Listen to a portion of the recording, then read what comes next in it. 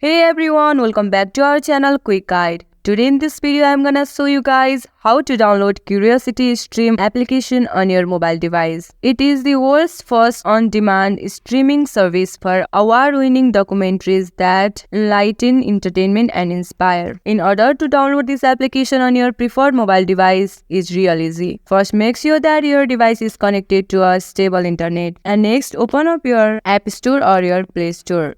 Bring up the search bar and type in Curiosity Stream app.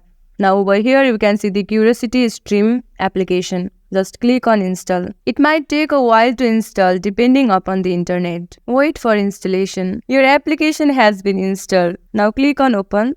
This kind of interface you can see on your screen. Now you can enjoy the application by signing up. This much for today guys. If you guys find our video helpful, please leave a like and please do not forget to subscribe our channel. And also hit the bell icon for our latest video and drop a comment for review and more content like this. I'll see you guys again in our next video. Thank you for watching.